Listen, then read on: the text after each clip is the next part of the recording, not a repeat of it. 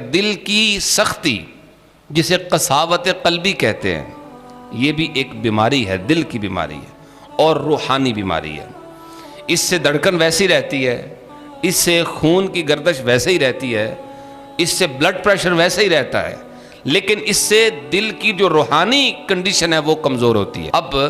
ایک حدیث شریف میں بتایا گیا کہ یہ سختی آتی کیوں ہے، دل میں سختی کیسے آتی ہے۔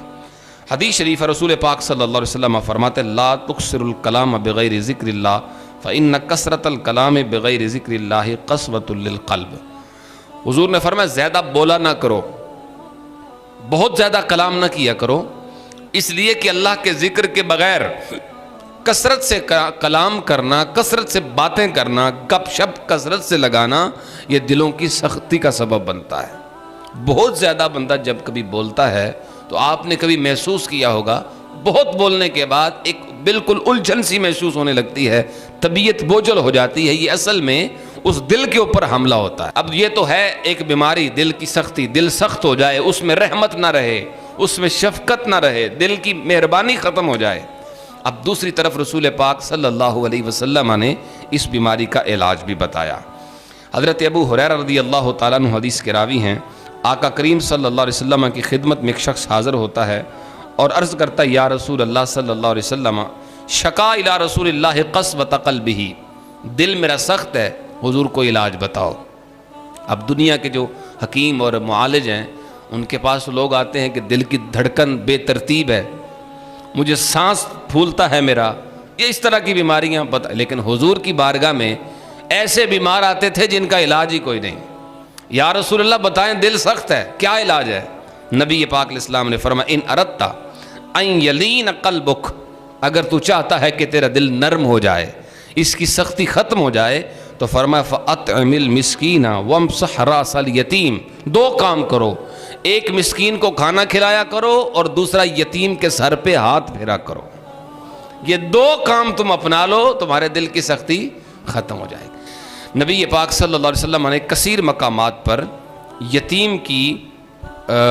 پرورش یا اس کے ساتھ خیر اور بھلائی کے ساتھ پیش آنے کی فضیلتوں کو بیان فرمایا۔ ایک جگہ پہ حضور فرماتے، ابن ماجہ شریف کی حدیث ہے، فرمایا خیر بیت فی المسلمین بیت فیہ یتیم یحسن الیہ۔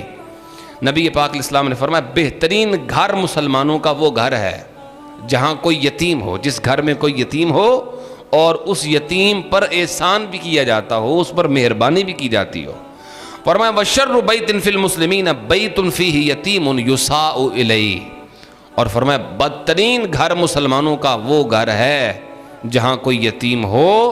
اور اس کے ساتھ برا سلوک کیا جاتا ہو۔ وہ بھائی کا بیٹا ہے، وہ بہن کا بیٹا ہے، وہ بیٹی کا بیٹا ہے، وہ بیٹے کا بیٹا ہے، وہ کوئی ہے، کسی گھر میں ہے اور ہے وہ یتیم، اگر تو اس کے ساتھ سلوک اچھا ہوتا ہے تو گھر بہترین، اور اگر اس کے ساتھ سلوک برا ہوتا ہے تو بدترین گھر روئے زمین پر مسلمانوں کا وہ گھر ہے۔ اللہ اکبر۔ اسی طرح حضور نے فرمایا من مسح راس یتیم لم یمسحہ الا للہ، جو کسی یتیم کے سر پہ ہاتھ پھیرے اور مقصد اللہ کی رضا ہو، شومنٹ دکھانا، ریاکاری نہ ہو، اللہ کی رضا کے لیے کسی یتیم کے سر پہ ہاتھ پھیرے، تو فرمایا کان لہو بکل شعرۃ یمر علیہ یدہ حسنات، جتنے بالوں پہ اس کا ہاتھ گزرا ہے ہر بال کے بدلے اللہ تعالیٰ اسے نیکیاں عطا فرمائے گا، ہر بال کے بدلے۔ فرمایا ومن احسن الی یتیمۃ او یتیم عندہ،